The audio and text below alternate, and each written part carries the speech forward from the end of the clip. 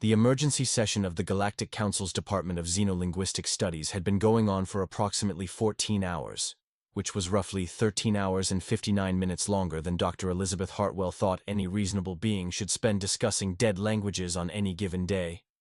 She sat in the back corner of the vast amphitheater, nursing what passed for tea in this corner of the galaxy, and wondering how exactly her dissertation on comparative phonetic structures in pre-industrial Earth languages had landed her a seat at what was apparently the most important linguistic crisis in galactic history. The answer, she suspected, had something to do with the fact that she was the only human within 17 parsecs who held a doctorate in dead languages, and the Council had a policy about consulting all available experts in times of crisis, even the boring ones. "The implications cannot be overstated," declared High Linguist Vorthak, his crystalline vocal cords creating harmonics that made Elizabeth's fillings ache. "The Precursor Script represents the single most important archaeological discovery in galactic history. It predates all known civilizations by at least 50,000 standard years. And yet," he gestured dramatically toward the massive holographic display floating above the amphitheater's center. The ancient symbols glowed with an ominous blue light that suggested either profound cosmic significance or a marketing team's idea of what profound cosmic significance should look like. "And yet," Vorthak continued, "despite the combined efforts of our finest linguistic minds, despite advanced quantum translation matrices, despite consultation with the hive mind of Kepler-7 and the temporal scholars of the Andromeda Collective, we have made precisely zero progress in deciphering even a single character." Elizabeth squinted at the symbols. They looked familiar somehow, like something she'd seen before but couldn't quite place. The kind of familiar that made you wonder if you were having a stroke or just experiencing very specific déjà vu. "The Discovery Team," Vorthak went on, clearly warming to his theme, "found these inscriptions on 17 different worlds across 12 star systems, always in the same locations, buried deep beneath the foundations of the oldest structures, as if whoever left them wanted to ensure they would be found eventually, but only by civilizations advanced enough to dig that deep." A murmur of agreement rippled through the assembled xenolinguists. Elizabeth noticed that several species were taking extensive notes, while others appeared to be vibrating with excitement, and at least one looked like it might be having some kind of religious experience. "The mathematical precision of the symbol placement," contributed Dr. Xylothea from her position near the front, her tentacles dancing across her data pad, "suggests a level of planning that spans millennia. This is not random graffiti. This is a message, deliberately placed for future discovery." "A message from the Precursors," whispered someone in the middle rows, and the phrase was picked up and repeated like a prayer. "A message from the Precursors." Elizabeth rolled her eyes. Of course it was the Precursors. It was always the Precursors. Every time some ancient species left behind so much as a fossilized shopping list, the galactic academic community immediately assumed it was the work of some impossibly advanced race of cosmic engineers who had mysteriously vanished eons ago, leaving behind only cryptic clues about the nature of existence itself. Never mind that most of the time, these profound cosmic messages turned out to be things like, "Kilroy was here," or, "For a good time, call the Sigma Centauri embassy."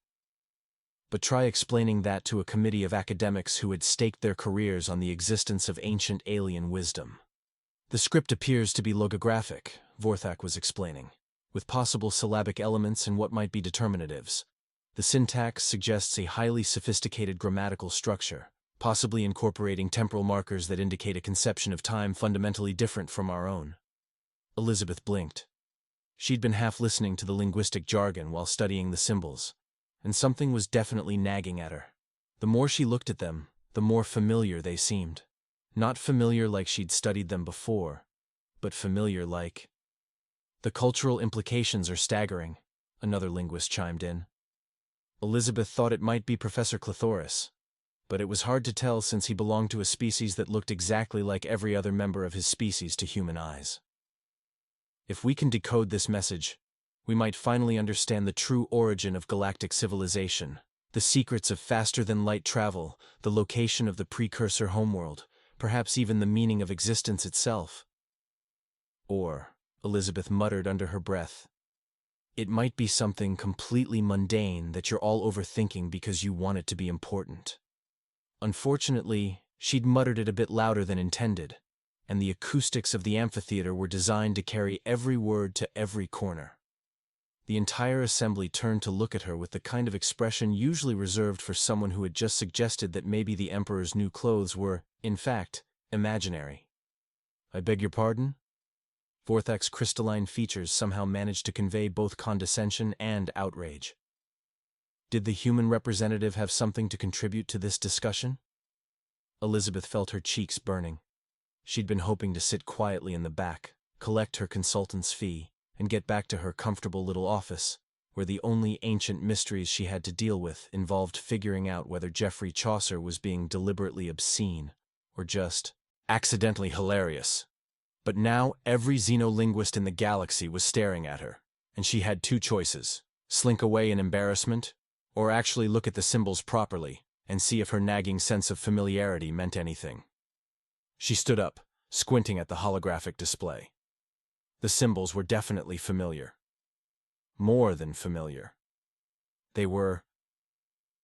"Oh, for crying out loud," she said, and the universal translator rendered her exasperation in 17 different languages simultaneously.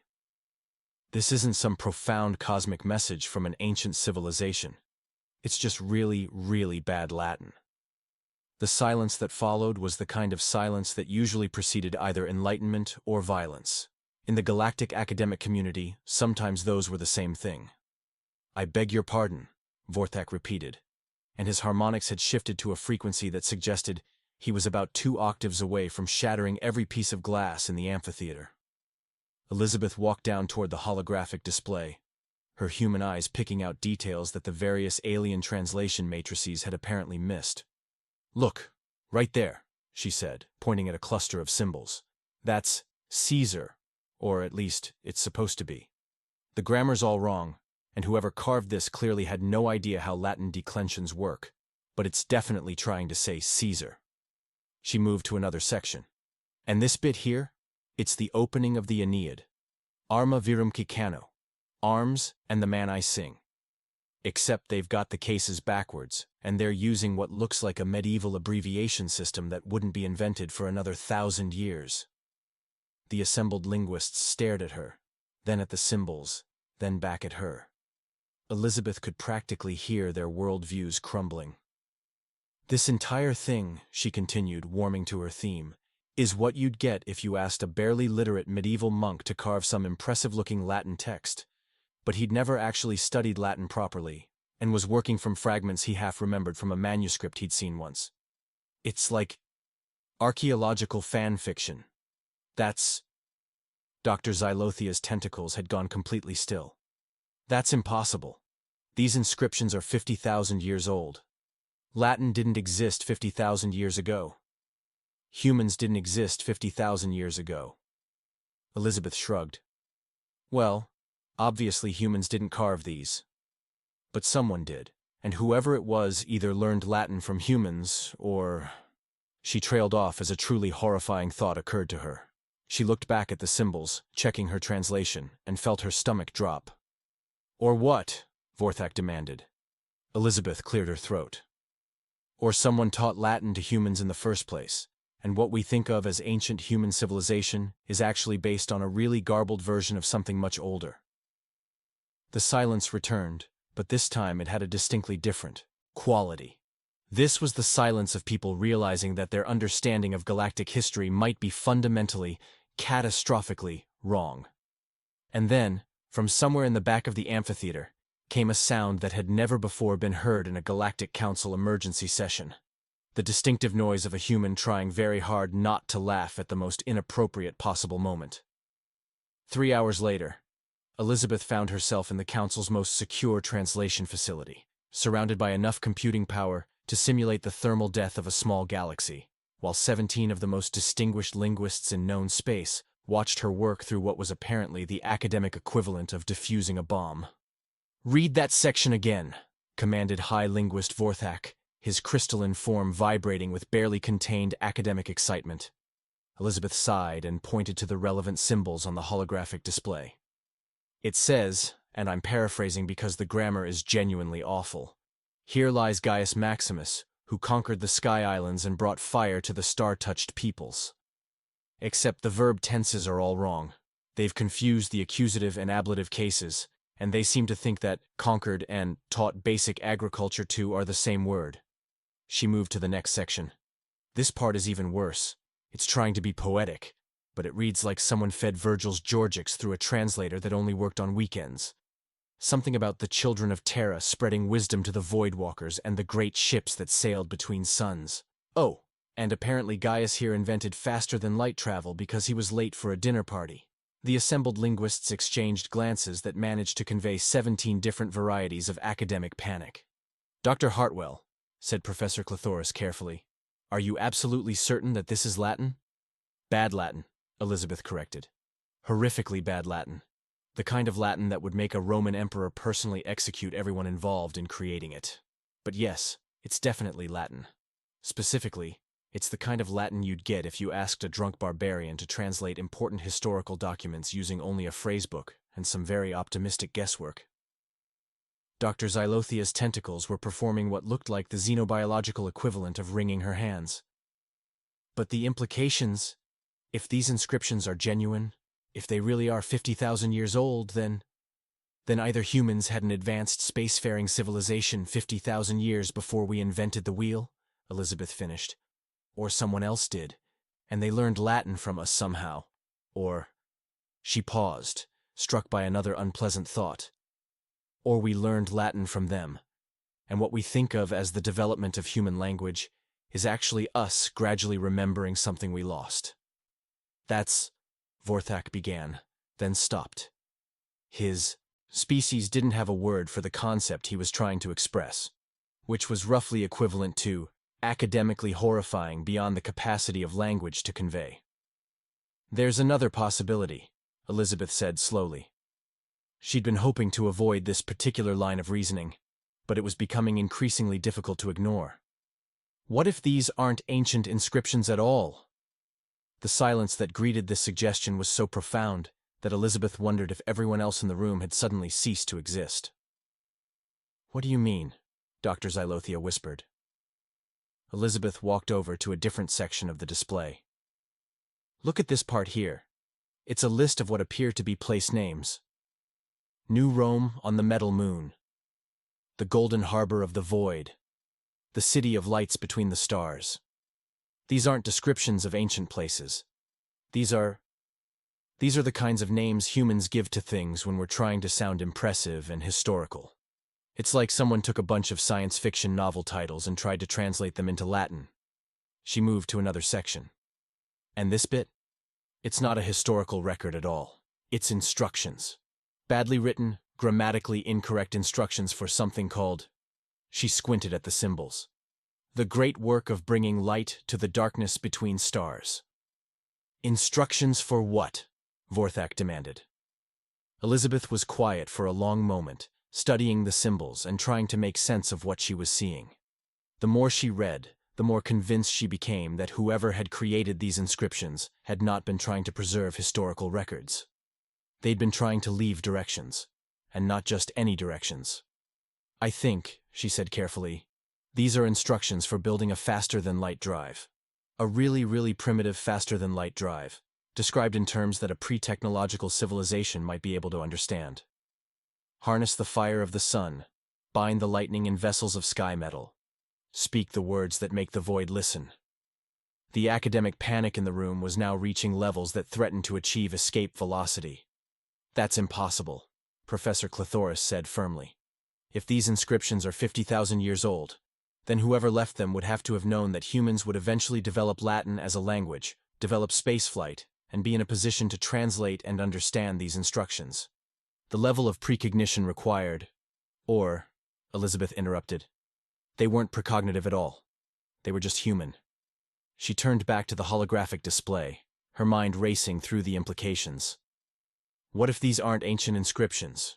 What if they're from the future? What if humans develop time travel, and some well-meaning but linguistically challenged time traveler decided to go back and leave helpful instructions for early civilizations? But they didn't realize that Latin hadn't been invented yet? The silence stretched on until Elizabeth began to wonder if she'd accidentally said something so fundamentally destabilizing to galactic academic thought that she'd broken everyone's brains. Finally, Vorthak spoke, his voice barely above a whisper. "Dr. Hartwell, are you suggesting that these inscriptions, found on 17 different worlds across 12 star systems, buried beneath the foundations of the oldest structures known to archaeology, are actually graffiti left by time-traveling humans who didn't know what century they were in?" Elizabeth considered this. "Well, when you put it like that, it sounds ridiculous." "How would you put it?" "I'd say they're extremely helpful instructions left by time-traveling humans who were really, really bad at Latin and had no sense of appropriate historical context." Dr. Xylothea made a sound that might have been laughter, if her species was capable of recognizing the cosmic absurdity of the situation. "Do you have any idea what this means? If you're correct, if these really are instructions from future humans, then the entire foundation of galactic archaeology is built on homework assignments from the worst Latin student in time travel school?" Elizabeth suggested helpfully. "This changes everything," Vorthak whispered. "The precursor civilization that we've spent millennia searching for. The advanced race that supposedly laid the foundations for galactic society, it's just humans. Humans who haven't figured out how to properly conjugate verbs yet." Elizabeth nodded. "On the bright side, think of how impressed everyone's going to be when they find out that humans eventually become sophisticated enough to develop time travel. On the not-so-bright side," she gestured at the symbols around them, "we're apparently going to become the kind of time travelers who think it's a good idea to leave instruction manuals for primitive civilizations, written in a language that won't be invented for another 45,000 years. "The galactic implications," Professor Clithoris began, then stopped. "Do you realize what this means for interspecies relations? Every civilization in the galaxy has based their understanding of human potential on the assumption that you're a relatively young, technologically primitive species. If it turns out that you're actually destined to become the mysterious precursors..." Elizabeth felt a chill run down her spine. Oh, that's not good, is it?" "The Council is going to want to discuss this," Vorthak said slowly, "with the full Assembly, and the Military Strategic Command, and probably the Temporal Regulatory Commission." "Right," Elizabeth said, suddenly feeling very much like she wanted to go home and pretend none of this had ever happened. "So, just to be clear, I've accidentally discovered that humans are the precursors. The galactic government is about to panic. And it's all because some future human was really bad at Latin grammar?" "That appears to be correct." Elizabeth looked around the room at the assembled xenolinguists, all of whom were staring at her with expressions that ranged from academic awe to existential terror. "You know what the really embarrassing part is?" she said. "I bet when we finally develop time travel, we'll still be arguing about whether it should be who or whom in casual conversation." And that's when the emergency klaxons started blaring, and a voice began announcing in 17 languages that the Galactic Assembly was calling an immediate emergency session to address what it termed the human situation. The Galactic Assembly's emergency session had been called to order approximately 37 minutes ago, and Elizabeth was starting to understand why most humans avoided galactic politics. It wasn't the mind-numbing bureaucracy or the translation delays, or even the fact that 3 different species had already accused her of being either a time-traveling infiltrator or the harbinger of some cosmic apocalypse. It was the smell. Specifically, it was the smell of several hundred different alien species, each with their own unique approach to personal hygiene, all packed into an enclosed space that had been designed by committee, and apparently ventilated by someone who thought adequate airflow was a suggestion rather than a requirement. "The implications of this discovery," Speaker Kethamiran was saying, her voice carrying across the vast assembly hall through a translation system that somehow made everything sound vaguely threatening, "cannot be understated. If the human representative's interpretation is correct, then we are faced with a fundamental reassessment of humanity's place in galactic civilization." Elizabeth shifted uncomfortably in her assigned seat, which had been designed for a species with a significantly different skeletal structure and what appeared to be a cultural aversion to lumbar support. Around her, representatives from 463 different worlds were engaged in the kind of intense discussion that usually preceded either groundbreaking legislation or interplanetary warfare. "The evidence is clear," declared Ambassador Voxthalon from the Andromedan Collective, his cybernetic voice modulators adding an ominous electronic harmony to his words. "These inscriptions prove that humans possess latent temporal manipulation capabilities. They represent a clear and present danger to the stability of the space-time continuum." "That's not," Elizabeth began, but her words were lost in a wave of agreement from the Temporal Security Coalition. "Furthermore," Voxthalon continued, "the fact that future humans apparently felt the need to leave technological instructions for primitive civilizations suggests a level of condescending interference in galactic development that borders on cosmic colonialism." "It's bad Latin," Elizabeth shouted, finally managing to activate her speaking authorization. "It's just really, really bad Latin. I'm not a time traveler. Humans don't have temporal manipulation capabilities, and the only thing these inscriptions prove is that whoever wrote them should have paid more attention in grammar school." The assembly hall fell silent, except for the persistent hum of the translation systems and what sounded like someone's digestive processes operating at maximum efficiency. "Dr. Hartwell," Speaker Kethmeran said carefully, "are you denying that these inscriptions contain advanced technological information?" Elizabeth rubbed her temples, where a headache was building that felt suspiciously like the onset of a diplomatic incident. "No, I'm not denying that. What I'm saying is that just because the instructions are there doesn't mean humans wrote them. It could be any species that happened to learn Latin from us at some point in their history. But the inscriptions predate human civilization by 50,000 years, pointed out Ambassador Crix from the Archaeological Preservation Society. "Right, which means either humans are time travelers or someone else wrote them. And since I'm pretty sure I would have noticed if humans had developed time travel technology, I'm going with option B." "Unless," interjected Representative Zailthok from the Causality Monitoring Board, "future humans developed temporal technology and then used it to hide the evidence of their temporal technology, creating a paradox loop that prevents present-day humans from being aware of their future capabilities." Elizabeth stared at him. "Did you just suggest that humans are so good at time travel that we've hidden the fact that we're good at time travel from ourselves? It's theoretically possible. It's theoretically possible that this entire assembly is actually a fever dream I'm having after eating bad seafood, but that doesn't make it a useful working hypothesis." The murmur of discussion that followed this comment had a distinctly different quality than the previous academic panic. Elizabeth got the impression that several species were beginning to reconsider their assessment of human cognitive capabilities, and not necessarily in a good way. "The point remains," Speaker Kethmeran continued, "that these inscriptions exist. They contain advanced technological information, and they are written in a human language. The logical conclusion," Elizabeth interrupted, "is that someone learned Latin from humans and then went back in time to leave helpful instructions, which means the time travelers aren't human.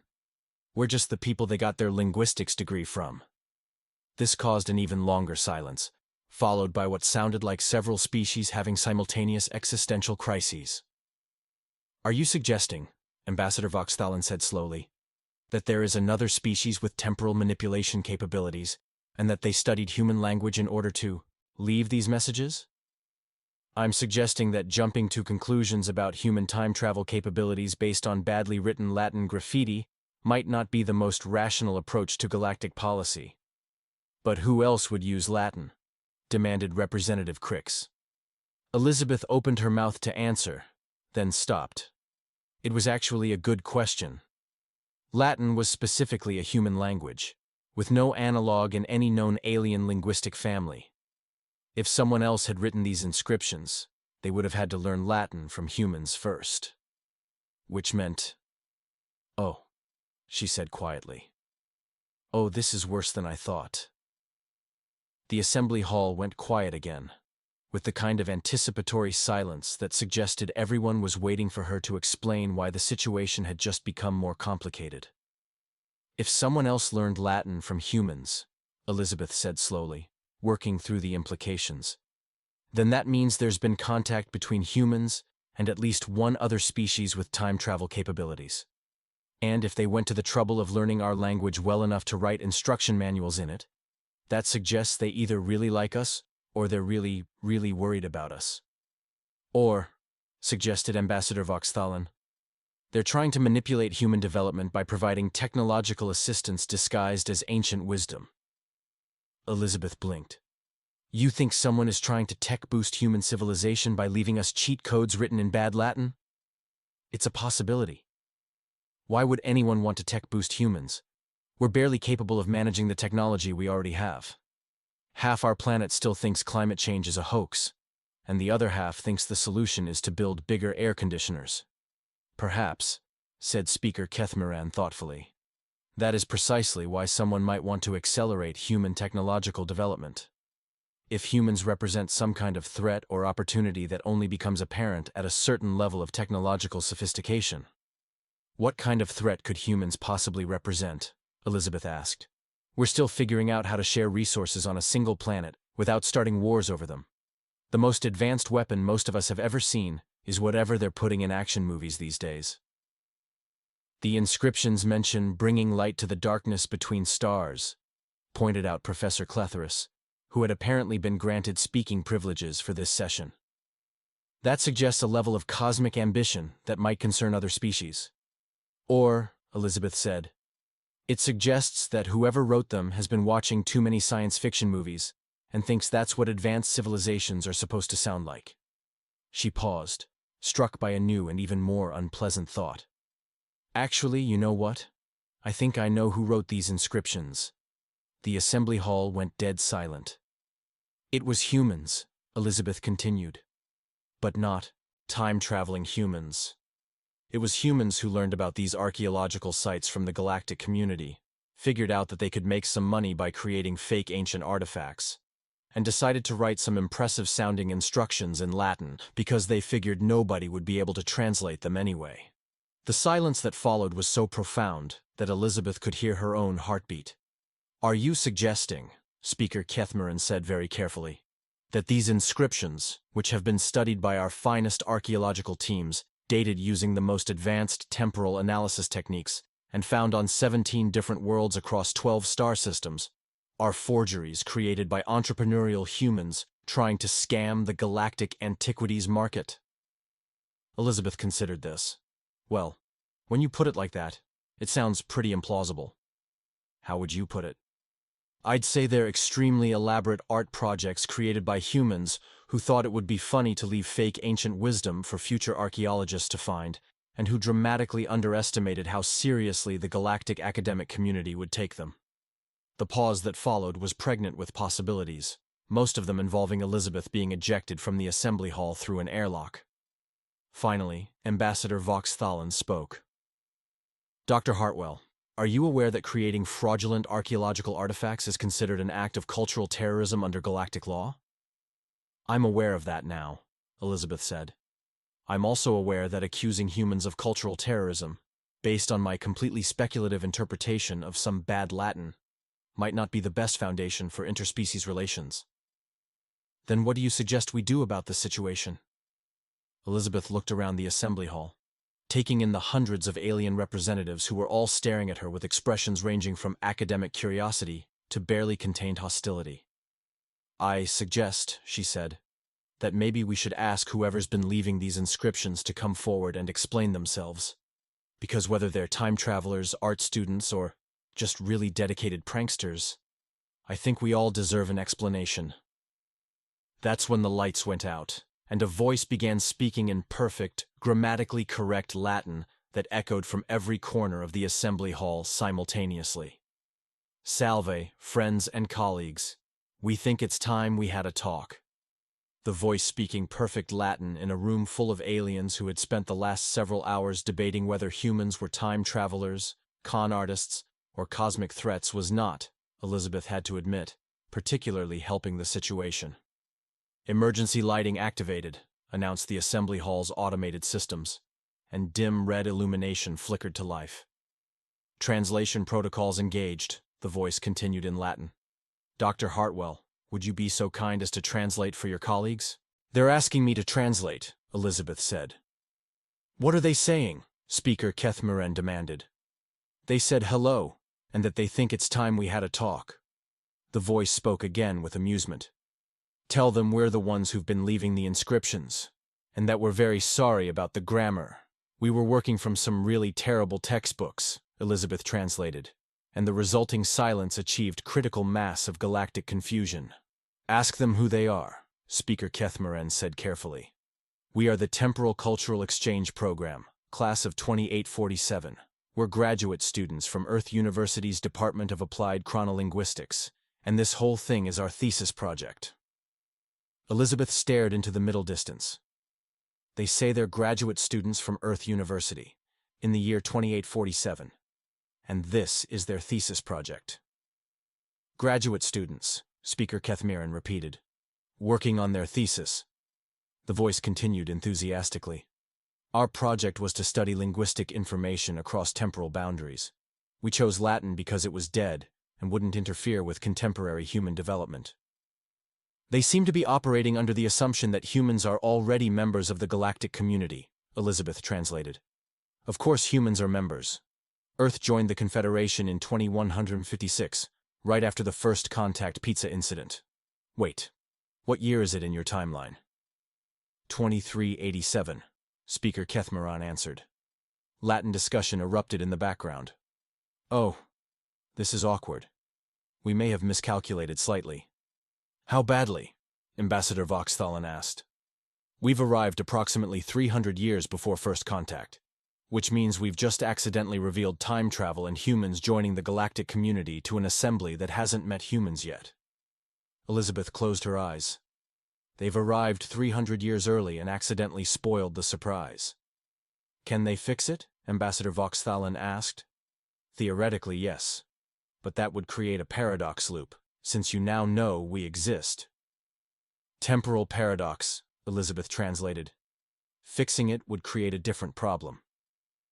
After Latin discussion, the voice returned. We've consulted with our faculty advisor. Her recommendation is to complete the thesis project as planned and provide limited cultural exchange information. They want to finish their homework, and their professor says they can give us helpful information. What kind of information? Well, we could tell you about the pizza incident. Humans officially joined the galactic community because your first contact protocols didn't account for humans assuming visiting aliens were hungry and immediately offering food. First contact went well because humans offered pizza, Elizabeth translated. That's actually rather endearing, Speaker Kethmeren said. Most species respond with fear or aggression. Humans responded by asking if anyone wanted extra cheese. Humans turn out to be excellent at customer service, conflict resolution, and aggressive helpfulness. Within 50 years, they became the go-to species for diplomatic crisis management. The interesting part is that humans never develop significantly advanced technology on their own.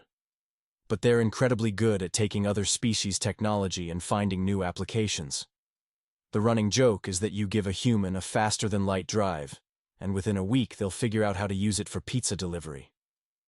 This was greeted with laughter from several species. So humans are destined to become galactic diplomats and improvisational engineers? Speaker Kethmeren asked. Oh, humans are terrible at conquest. They keep getting distracted by local customs and adopting stray cultures instead of subjugating them. What should we do about the humans living on Earth right now? Leave them alone for another 300 years, and then offer them pizza when you make contact. Trust us, it works out great. The lights came back on, the voice disappeared, and Elizabeth found herself in an assembly looking at her with bemused acceptance. I suppose we should start making plans for 2156, Speaker Kethmeren said. Should we tell the humans about this? Absolutely not, Elizabeth said firmly. Give us 3 centuries to figure out space travel, and then show up with pizza. If you tell us now, we'll spend 300 years arguing about whether we should learn alien languages or develop better pizza recipes. Both, several voices said simultaneously. As the assembly dispersed, Elizabeth remained in her seat, contemplating that she had just learned the entire future of human-galactic relations because some graduate students had used a bad Latin textbook. It was probably the most human way possible to accidentally make first contact. Through academic incompetence, temporal paradoxes, and really bad grammar. She couldn't wait to not tell anyone about it for the next 300 years.